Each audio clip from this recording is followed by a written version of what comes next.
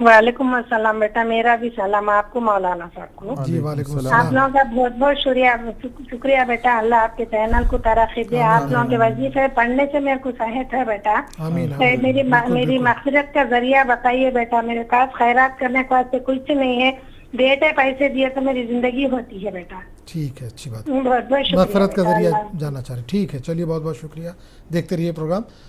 मुफ्ती साहब, एक तो ऐप वाला सवाल रह गया था, भाई ने जो कहा कि ऐप के ज़रिए क्या रोज़ा वगैरह खोल सकते हैं, इफ्तार शहरी कर सकते हैं। बिस्मिल्लाहिर्रहमानिर्रहीम। मुहतरम नाज़रीन व सामिईन, हुज़ूर पाक अलैहिस्सलातु वस्सलाम के ज़माने में सहाबा इकराम रिज़वानुल्लाहि ताला अलैहिम अजमईन अपना मामूल बयान फरमाते हैं कि हम हुज़ूर के ज़माने में सहरी ख़त्म करने के बाद जब फ़जर की अज़ान होती थी तो उसके दरमियान 50 आयतें तिलावत करने का हमें वक्त मिलता था। तो हमारे लिए बेहतर ये है कि जहाँ पर फ़जर का वक्त शुरू हो रहा है उससे पहले 50 आयतें हम पढ़ सकें। इतनी मिक़दार में इतनी देर पहले हमें अपनी सहरी मुकम्मल कर लेनी चाहिए। अब चूँकि जो ऐप है वो एग्जैक्ट टाइम बता रहा है, तो अगर हम उसको फॉलो करेंगे तो कभी बेएहतियाती हो जाएगी और वक्त शुरू होने के बाद एक लुक़मा भी अगर पेट में जाता है या एक घूंट भी अगर पेट में चला जाता है तो फिर हमारा रोज़ा नहीं होगा। लिहाजा ऐप को फॉलो ना करें, बल्कि आप कार्ड को फॉलो करें जो टाइमिंग लिखी हुई है उस टाइमिंग पर, बल्कि बेहतर है कि उससे 1-2-4 मिनट पहले ही अपनी सहरी मुकम्मल कर लें। तो अगर इस तरह अगर आप कार्ड को फॉलो करेंगे तो आप मुतमईन रह सकेंगे। अगर कार्ड की टाइमिंग से 1-2-4 मिनट भी आगे बढ़ जाते हैं तो आपके रोज़े पर कोई फ़र्क नहीं आता, आप मुतमईन रह सकते हैं। लेकिन अगर ऐप को फॉलो करेंगे तो फिर कभी वो ऑनलाइन भी होता है, ऑफलाइन भी होता है, सैटेलाइट से भी उसको कनेक्शन होता है, डाटा वगैरह भी होता है कि आप इंटरनेट से जुड़े हुए हैं या नहीं हैं। फिर वो अपने आप को अपडेट कर रहा है, आप दूसरे इलाक़ों में जा रहे हैं, दूसरे स्टेट्स को जा रहे हैं तो वहाँ की टाइमिंग को फॉलो कर रहा है, ये सारी चीज़ें होती हैं। लिहाजा ऐप को फॉलो करने के बजाय टाइमिंग रोज़े की टाइमिंग के लिए आप कार्ड को फॉलो करें, यही सब के लिए बेहतर है। हैदराबाद से बहन ने कॉल किया था कि माँ के सोने पर बेटियों का हक़ है क्या। बिस्मिल्लाहिर्रहमानिर्रहीम। मुहतरम नाज़रीन व सामिईन, याद रखें कि जिसकी जो मिल्कियत है उस पर उसी का हक़ होता है जब तक वो इंतकाल न कर जाए। अल्लाह ताला हम सब के वालिदैन को बाहयात रखे। अगर वालिदा का इंतकाल हो गया है, उनके पास सोना था, तो अगर बच्चियाँ, बेटियाँ या ख़ानदान के बड़े लोग ये कहते हैं कि ये बेटियों का हक़ है उन्हें दे दिया जाए, या बेटियाँ मुतालबा करती हैं कि हमारे माँ का सोना है हमें दे दिया जाए, तो ये मुतालबा गैर दुरुस्त है और इसकी तरफ रहनुमाई करना भी गुनाह है। लिहाजा जो आपकी वालिदा सोना वग़ैरह छोड़कर जाएंगी, यानी जिस किसी की भी माँ का इंतकाल हो, तो वो जो सोना या जो भी चीज़ें छोड़कर जाएंगी उसमें हर एक का हिस्सा मुकर्रर है शरीयत की तरफ से। उनके शौहर को भी उसमें से हिस्सा मिलेगा, बेटों को भी हिस्सा मिलेगा और बेटियों को भी हिस्सा मिलेगा, सबको उनका हिस्सा दे दिया जाएगा। अब उनकी मर्ज़ी है कि वो अपना हिस्सा ले लेने के बाद अपनी बेटी को या अपनी बहनों को वो माँ का सोना या बीवी का सोना बतौर निशानी देना चाहते हैं, ये उनका इख्तियार है। लेकिन ये कहना कि माँ के सोने पर बच्चियों का हक़ होता है, ये शरीयत के ख़िलाफ़ बात है। एक और कॉलर हमारे साथ जुड़ के उनसे बात करेंगे। जी अस्सलाम वालेकुम। अस्सलाम वालेकुम। वालेकुम अस्सलाम, कहाँ से बात कर रहे हैं। हाँ, हमें मुफ्ती साहब से मतलब सवाल करना है कुछ। हाँ करिए, सवाल करिए, सुन रहे हैं मुफ्ती साहब। हाँ, हमें ये कहना है, सब नबी नमाज अदा करते हैं, नमाज अदा करते में ऐसे हम टॉयलेट वगैरह जाना हो तो जा सकते हैं, ऐसे कभी इत्तेफाक से हो जाता है। सवाल समझ में आया। तरावी पढ़ते वक्त तहारत वगैरह के लिए अगर जाना चाह रहे हैं बीच में, जी तरावी वगैरह पढ़ते वक्त बाथरूम वगैरह जाना चाह रहे हैं। जी जी जी हाँ, ठीक है, चलिए बिल्कुल इंशाल्लाह। अस्सलाम वालेकुम। वालेकुम अस्सलाम। एक और कॉलर हमारे साथ जुड़े, उनसे भी बात कर लेंगे। जी अस्सलाम वालेकुम। वालेकुम अस्सलाम। जी बताइए, कहाँ से बात कर रहे हैं। जी सवाल कीजिए अपना। कल लास्ट कॉलर का आंसर नहीं दिए थे। कौन सा। वित्र के तीसरी रकात में जम्मे सूरा पढ़ने के बाद क्या दुआ पढ़ा है। कब कॉल किया था आपने। कल किया नहीं, था। ये मेरा नहीं था क्वेश्चन, दूसरों का। अच्छा, किसी और का था। लास्ट वाला कॉल बोल रहे हैं, लास्ट में जो कॉल और एक है मेरा क्वेश्चन, प्रेग्नेंट लेडी रोजा छोड़ सकते हैं क्या। ठीक है, چلے مفتی صاحب پہلے کل والا ہی سوال جو وطر والا ہی وہ جواب دے دیجیے. ماشاءاللہ بڑی خوشی ہو رہی ہے کہ ہمارے ناظرین غور سے ہمارا پروگرام دیکھ رہے ہیں اور کن سوالات کے جوابات دے رہے ہیں اور کون سا چھوٹ رہا ہے اس کو نوٹس کر رہے ہیں. ماشاءاللہ اللہ سب کو علم نافع کی دولت دے اور جو بیان کیا جا رہا ہے اللہ تعالی ہمیں بھی اور آپ کو بھی اس پر عمل کرنے کی توفیق عطا فرمائے.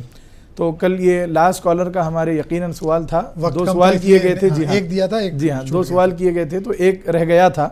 تو اس کا جواب یہ ہے کہ جب ہم وطر کی تیسری رکعت میں سورہ فاتحہ اور ضم سورہ پڑھ لیں تو اس کے بعد دعا ہے جس کو ہم دعائے قنوت کہتے ہیں. اللہم انا نستعینک ونستغفرک ونؤمن بک ونتوکل علیک ونثنی علیک الخیر ونشکرک ولا نکفرک ونخلع ونترک من یفجرک اللہم ایاک نعبد ولک نصلی ونسجد والیک نسعى ونحفد ونرجو رحمتک ونخشى عذابک ان عذابک بالکفار ملحق. یہ دعائے قنوت ہے جو ہم وطر کی تیسری رکعت میں ضم سورہ کے بعد اللہ اکبر کہہ کر تکبیر باندھتے ہیں.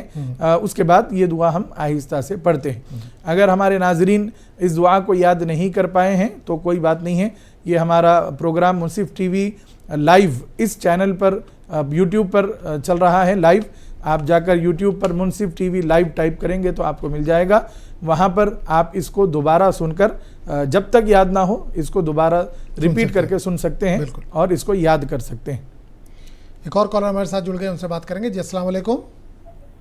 وعلیکم السلام ورحمۃ اللہ وبرکاتہ. السلام علیکم. وعلیکم السلام ورحمۃ اللہ. جی آپ لوگ خیریت سے ہیں؟ بالکل الحمدللہ خیریت سے ہیں. جی روزہ کیسے چل رہے ہیں؟ جی الحمدللہ بالکل ماشاءاللہ اللہ کی دعا ہے. جی مفتی صاحب ٹھیک ہے؟ جی الحمدللہ اللہ اور اس کے رسول کا فضل ہے, میں ٹھیک ہوں. آپ خیریت سے ہیں؟ جی اللہ کا شکر, آپ لوگ کا دعا. اللہ آپ کو سلامت رکھے, صحت مند رکھے آپ کو اللہ تعالیٰ. جی سوال کیجئے, کیا جاننا چاہتی ہیں؟ جی 2 سوال ہے مفتی صاحب سے میری. ہاں پوچھیے. پہلا سوال تو یہ ہے, یہ بتائیے کہ اذان سے کتنا منٹ پہلے تک پانی بھی پی سکتے ہیں یا دوائی کھانا ہو تو دوائی کھا سکتے ہیں؟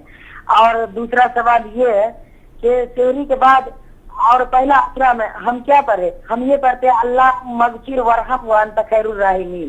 اور ایک یہ بھی یہ دعا سن لیجیے قرض کے لیے, بسم اللہ الرحمن الرحیم اللہم مکفنی بحلالک عن حرامک وعنی بفضلک عمن سواک.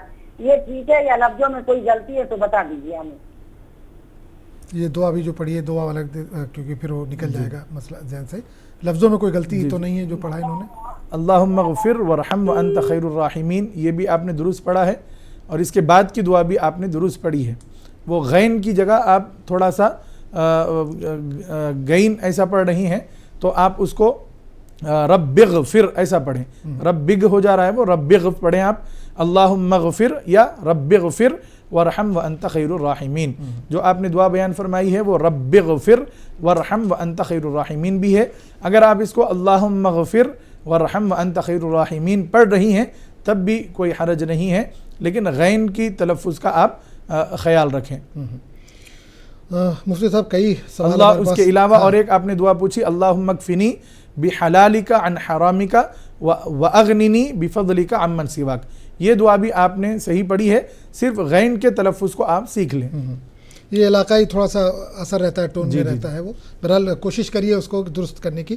ایک بھائی نے جو کال کیا تھا کہ روزہ رکھ کر بھی لوگ جھوٹ بولتے ہیں, کیا روزہ ہوگا ان کا؟ بسم اللہ الرحمن الرحیم. محترم ناظرین و سامعین, اللہ کے حبیب صلی اللہ تعالی علیہ وآلہ وسلم نے ارشاد فرمایا, حدیث پاک کا مفہوم ہے کہ جو روزہ رہ کر بھی جھوٹ اور بری باتیں نہ چھوڑے تو اس کے بھوکے پیاسے رہنے سے اللہ تعالیٰ کو کوئی غرض نہیں ہے. یعنی اللہ کو کوئی حاجت نہیں ہے کہ بندہ بھوکا پیاسا رہے, اور اگر وہ جھوٹ چھوڑ دیتا ہے اور برائیاں چھوڑ دیتا ہے پھر روزہ رکھتا ہے تو وہ اللہ تعالیٰ کے قریب ہونے لگتا ہے, پھر اللہ تعالیٰ اس بندے کو پسند بھی کرتا ہے.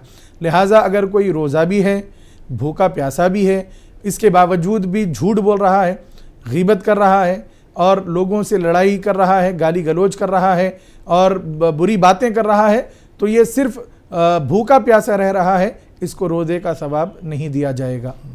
مفتی صاحب بریک پہ جانے سے پہلے ایک بھائی کا کال تھا, کسی عالم دین کی برائی کرنا یا ان کو برا بھلا کہنا کیسا ہے؟ بسم اللہ الرحمن الرحیم. محترم ناظرین و سامعین, کسی عالم دین کو برا بھلا کہنا, ان کی غیبت کرنا یا ان کو گالی دینا, یہ تو بہت بڑی بات ہے. کسی عام انسان کو بھی ہم گالی گلوچ نہیں کر سکتے. اگر ہم کسی عام انسان کو ناحق گالی گلوچ کرتے ہیں تو یہ ایک فسق کا سبب بن جاتا ہے اور آدمی شریعت کی نظر میں فاسق ہو جاتا ہے. تو فاسق کے لیے بہت بڑی وعیدیں قرآن و حدیث میں بیان کی گئی ہیں اور اس کی گواہی کو بھی رد کر دیا جاتا ہے.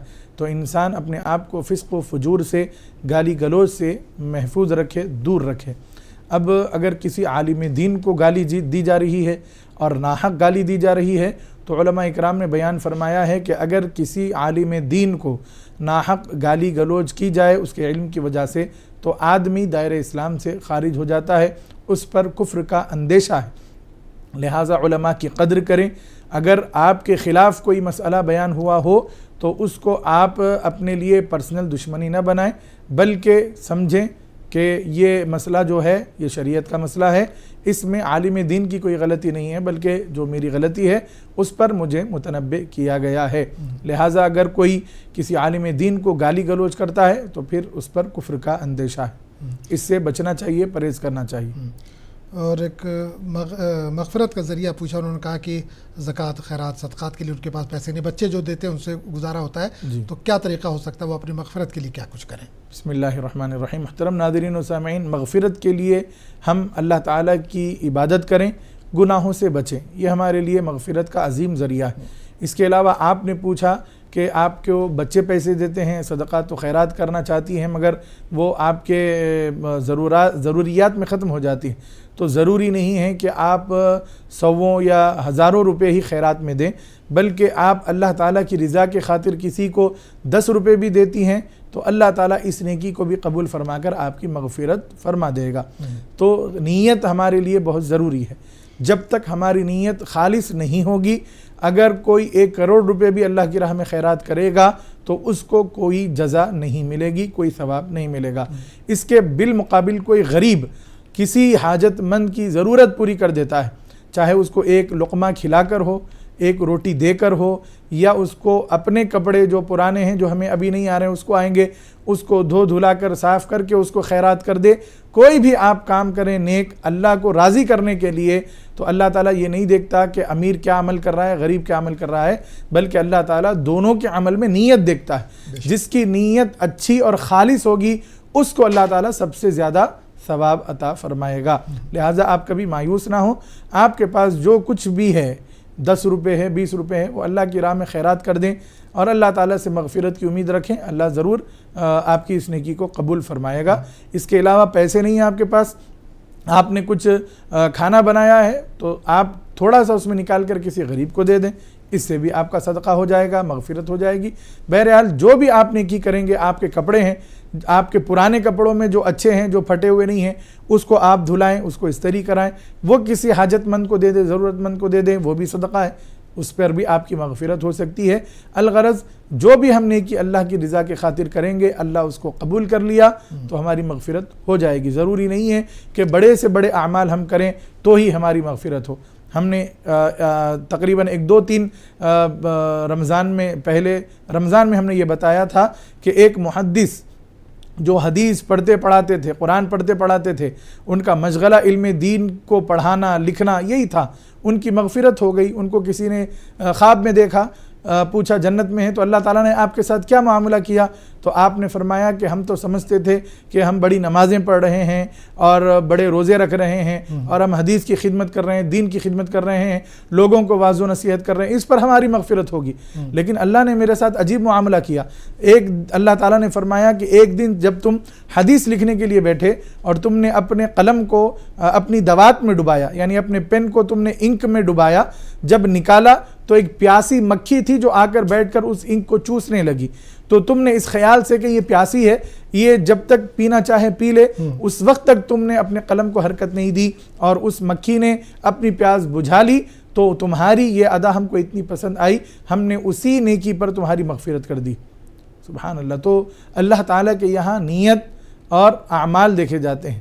ہمیں ہر بڑا عمل بھی کرنا ہے، ہر چھوٹا عمل بھی کرنا ہے. کسی عمل کو ہم حقیر اور کمتر نہ سمجھیں. ہر عمل اللہ کی بارگاہ میں قبول کیا جائے گا.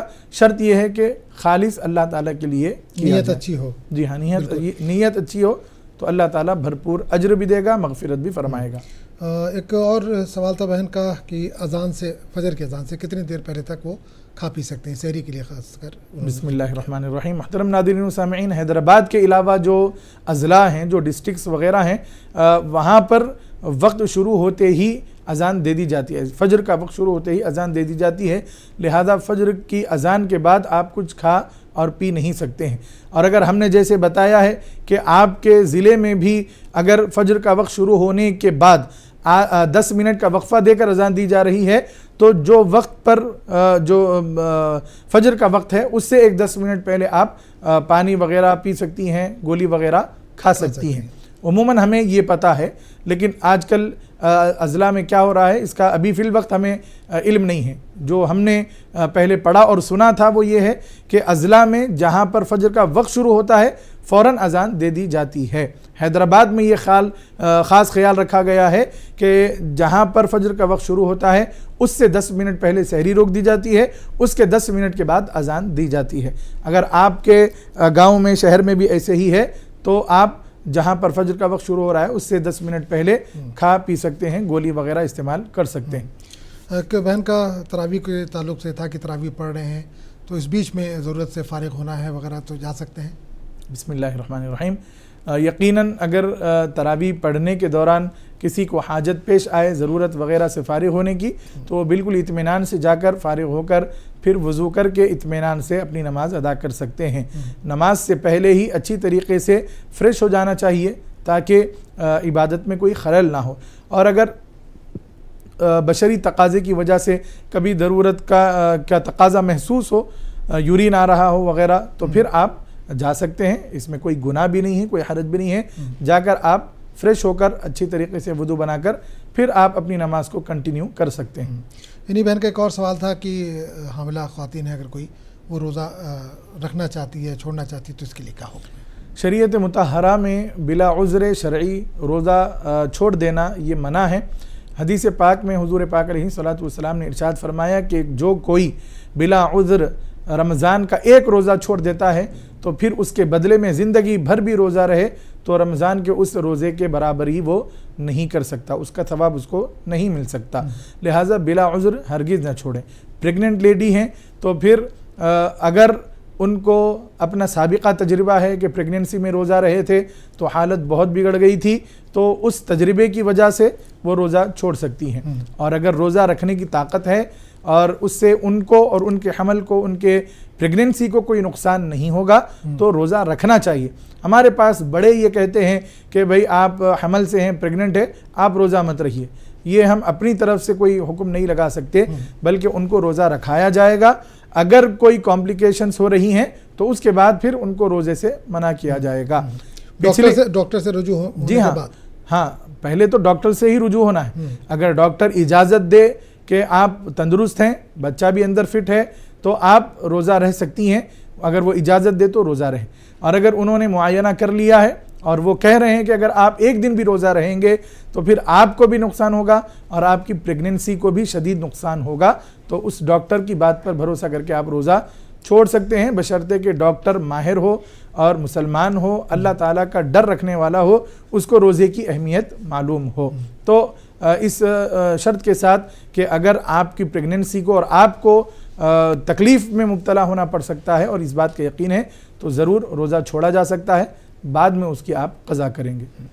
چلیے، بہت بہت شکریہ مفتی صاحب، ہمارے پروگرام میں آپ آئے اور ہمارے ناظرین کے سوالوں کے جواب دیے۔ تو ناظرین، آج ہم نے رمضان کی عظمت کے تعلق سے بات کی۔ کل انشاءاللہ کسی نئے موضوع کے ساتھ آپ کے سامنے پھر حاضر ہوں گے۔ تب تک کے لیے اجازت دیجیے۔ السلام علیکم ورحمۃ اللہ وبرکاتہ۔ وعلیکم السلام ورحمۃ اللہ وبرکاتہ۔